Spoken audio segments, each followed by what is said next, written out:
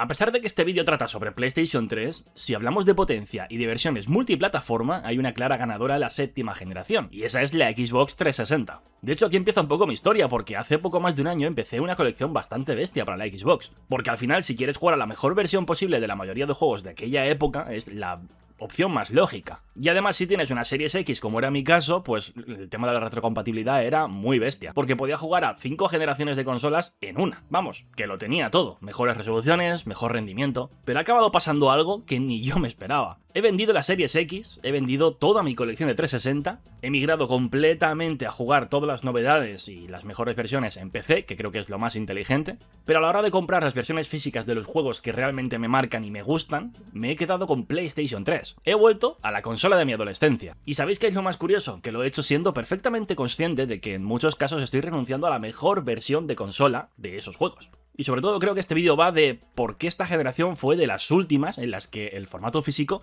era el centro de todo. A día de hoy, después de haber cambiado de plataforma, os digo que las diferencias no son gigantescas en la mayoría de casos, pero sí las suficientes para que se generara una percepción que todavía sigue viva casi 20 años después. Y claro, cuando durante años escuchas que una consola recibe las mejores versiones de la mayoría de juegos, pues acabas asociando automáticamente esa consola con la palabra mejor. Pero aquí viene la pregunta que creo que casi nunca nos hacemos y que es la que me he hecho yo recientemente. ¿Que sea la mejor es realmente lo único importante? Porque cuando reducimos una consola únicamente a una comparativa de rendimiento, dejamos fuera un montón de cosas que con el paso del tiempo pueden acabar teniendo mucho más peso que 10 fotogramas por segundo o unos cuantos píxeles más por resolución. Y es aquí donde cambié un poco de opinión, porque al principio pensaba que todo se reducía a jugar la mejor versión posible de cada juego. Pero cuanto más crecía mi colección de 360, más me di cuenta de que había algo que no terminaba de convencerme. Y no tenía nada que ver con los gráficos, tenía que ver con el propio formato. Empecé a echar muchísimo de menos las cajas de PlayStation 3, y puede parecer una absoluta gilipollez, pero para alguien que disfruta coleccionando, acaba teniendo bastante importancia. Estas cajas son más compactas, como el formato que actualmente tenemos en PlayStation 4 o 5. Además eran transparentes, y para mí envejecen muchísimo mejor visualmente. Y luego, para esa generación está el tema del Blu-ray, que creo que fue uno de los mayores aciertos de Sony durante esa generación. Porque el Blu-ray no solo te aporta más capacidad que un DVD, sino que también me da bastante más tranquilidad de cara a conservar la colección durante muchos más años. El Blu-ray al fin y al cabo es un formato mucho más resistente, así que a la fuerza tiene que aguantar más el paso del tiempo. Y eso, cuando compras juegos pensando en tenerlos toda la vida, pues acaba pesando bastante. Y hay otro detalle que echaba bastante de menos y que especialmente creo que ahora me gusta más que antes. Y es el hecho de que compres un juego y ese juego tenga un disco. Que puede parecer una chorrada, pero me encanta abrir una caja y encontrar todo el juego ahí dentro, sin tener que cambiar el disco a mitad de aventura ni depender de 2 o 3 DVDs para un mismo título. Y no estoy diciendo que eso haga mejor a la Play 3, ni muchísimo menos. De hecho, muchos de esos juegos se veían y funcionaban mejor en una 360, como ya he dicho. Pero sobre todo creo que ha habido un momento que, pues, terminó de cambiar mi forma de ver esta afición. Y ha sido muy reciente, y es cuando Sony ha anunciado que a partir de 2028 dejará de fabricar discos físicos para los nuevos juegos de la PlayStation. Y a ver, pues no os voy a mentir, a mí me sentó como una patada en los huevos. Porque el problema ya no es que el formato físico actual haya perdido gran parte de su encanto. Joder, muchas ediciones llegan sin manuales, incluso ediciones especiales tochas y muy caras vienen incluso sin el juego. Y por lo general, incluso el juego más estándar pues viene con una presentación cada vez más pobre. Y en algunos casos pues con discos que ni siquiera contienen el juego completo grabado en él.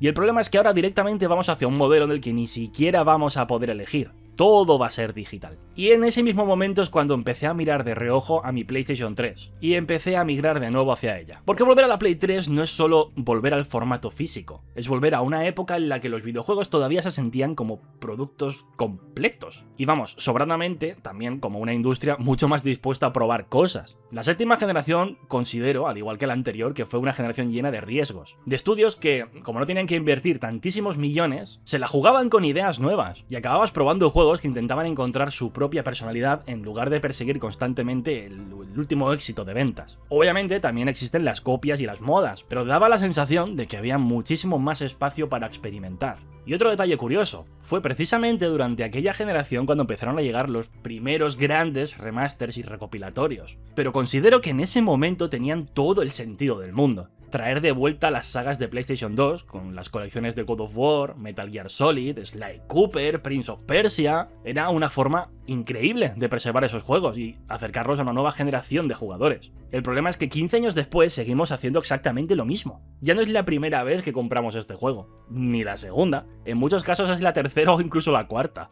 Y ahí es donde personalmente he empezado a sentir que la industria mira demasiado hacia atrás mientras cada vez arriesga menos con cosas nuevas.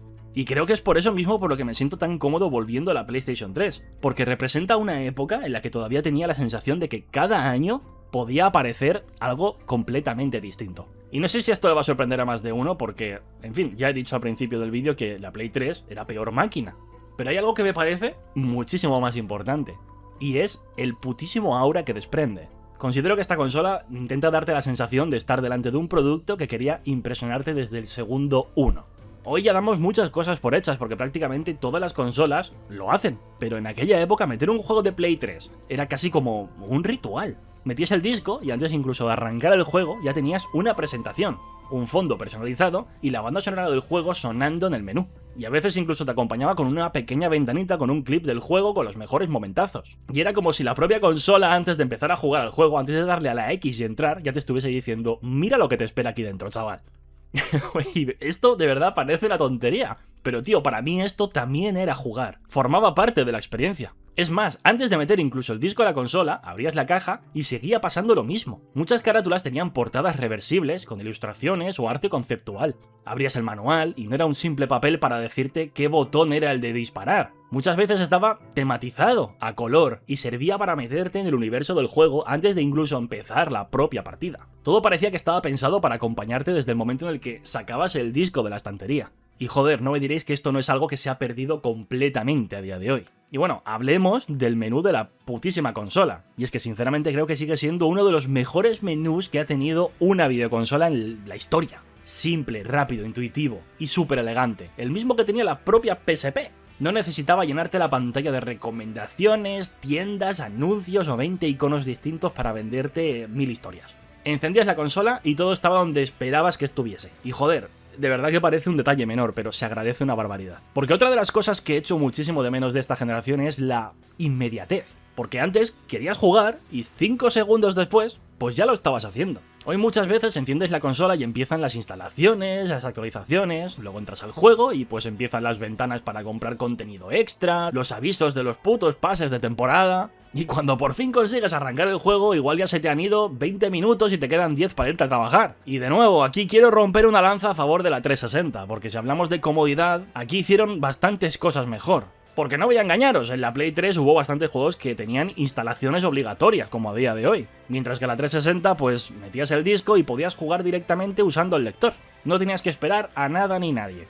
Pero también tenías la opción de instalarlo y tener, pues, en fin, cargas más rápidas. Pero bueno, en general lo que quiero decir es que creo que en esta generación aún se conservaba esa magia. Todavía se conservaba esa inmediatez que tenían las consolas clásicas. Encender consola, meter disco y a disfrutar. Pero a la vez ya también ofrecía gráficos bastante más potentes y mundos enormes. Vamos, que ya teníamos la inmediatez y un salto tecnológico que todavía hoy sigue aguantando sorprendentemente bien, sinceramente.